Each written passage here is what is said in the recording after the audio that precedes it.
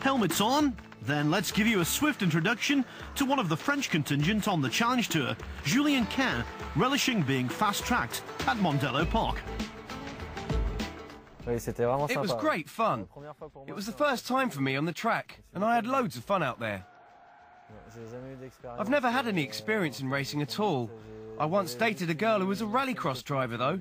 But no, I'm new to this. Ken wasn't fast enough to threaten the sound barrier, but there was something of a language barrier for the driver to overcome. It wasn't easy because the instructor gave me instructions in English, and my English is not very good. But I did my best and had some fun. Julien's instructor was mightily impressed. Mind you, our designated driver was born in Le Mans. That's cool. It's always nice to receive compliments from an expert. Ken enjoying himself in the Challenge of Ireland presented by Moyvalley, where one of his fellow countrymen has suffered a double blow to his title chances. Francois Camel bogeyed here at the second, and worse still, dropped back to 5 under with another mistake on the third.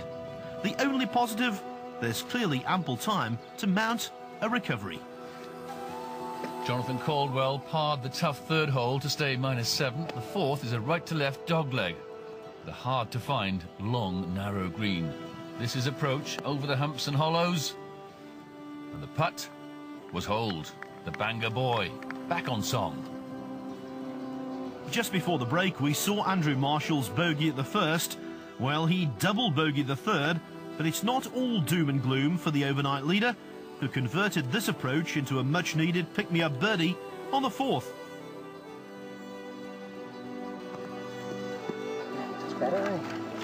It was. He's 6 under. On 5 under, the tall Scot, Eric Ramsey. Birdie chance at the 6th. Trying to get into the top 6. Not quite. He's playing with Colesharts, who did make his birdie there.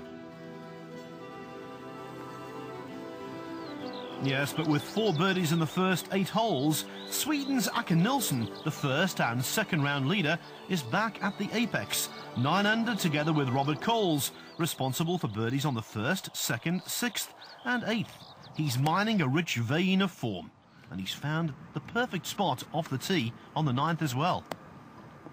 Made a bogey in round 3 at the 9th, did Robert, so he'll feel it owes him one. Good chance there for the birdie. Beautiful conditions out there. Now here's Nilsson. Actually got his European Tour card at the tail end of last season at PGA Golf de Catalunya. Came through the Q school. But he's decided this week, with no European Tour event, to sharpen his competitive skills on the Challenge Tour. And making a pretty good job of it. This will act as undoubtedly a big confidence boost. To a man, the professionals this week have said the greens are absolutely perfect.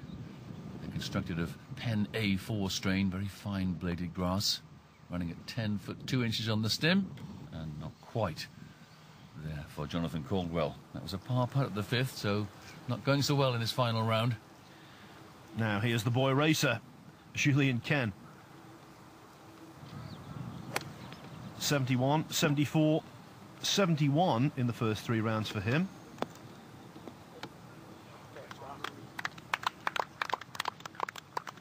And a nice way to finish. Very crisp contact. Back at the 8th.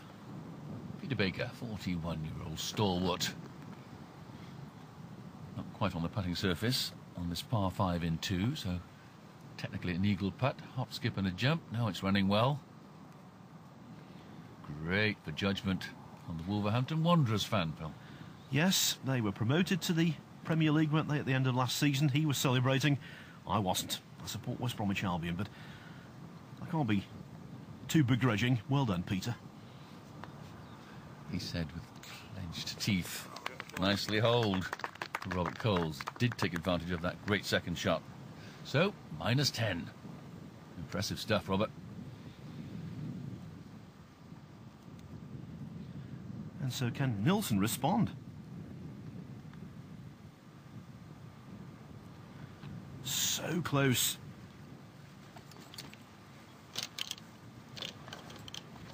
played beautifully in the first round with a 67. At one point during the second round on Friday morning, looked as though he might spread eagle the field. In the end, had to settle for a one-shot 36-hole lead, which went with a 76 on Saturday. Here's a man whose season needs a lift. Peter Whiteford. Not much of a start this season already. Tied 29th at the Allianz Open de Côte d'Amour, Bretagne. His best finish. So not much in the bank so far, but that's a good birdie. At the 8th, he'll go to 7 under. Nice return to form for the Scot. Very brave of you to give the full title of that tournament out, Kim. Yes, I have to lie down now, I think. Well, with this right-hand pin position, a cut here is just what the doctor ordered. Oh, and he's played it delightfully. Very elegant swing, Andrew Marshall. Relies on that good tempo. Just coming off a birdie on the 8th. He's third of the day, Peter Baker.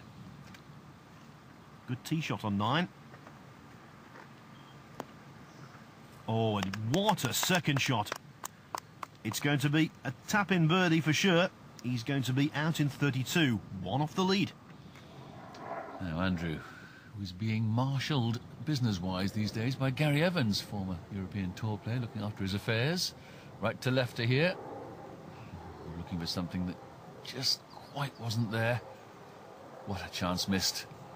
So he will stay at 6 under. This game can be such hard work sometimes.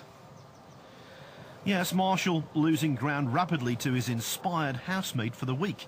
Robert Coles has stormed to the turn in 31. He's double digits under par, trying to become the first double winner on the Challenge Tour this season. Now the rangy Belgian, Nicolas Colsaerts. For a tall man, holds the club a long way from his body. Sometimes can create a pull shot very easily under pressure, but it's not a bad shot there. Not bad at all. On the green, second shot, par 5 8th. Eagle chance to come. Something of a teenage prodigy. He was playing off +2 when he was 14 years old. Coles for birdie. Keep the birdie train going, and he does. He really looks in the mood, Phil. Yes, he's from Essex, but he's got an Irish connection. His wife's called Sinead, and his son is called Niall.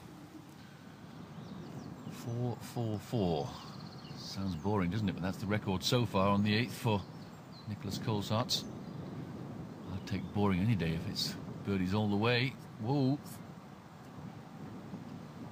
Well, 5-footer left for his 4th consecutive bird.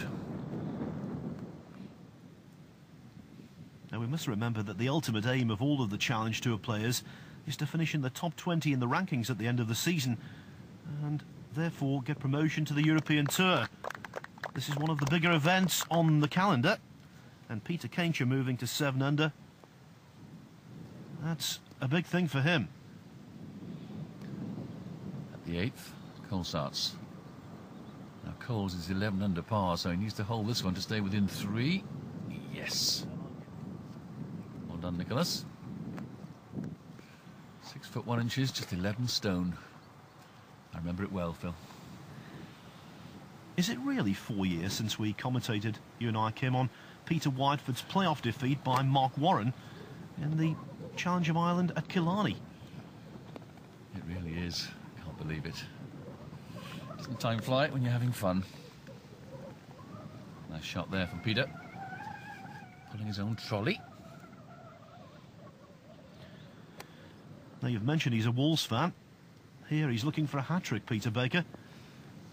Oh, birdies on 8 and 9. There, was that a misjudgment or a mishit? I think it was the former.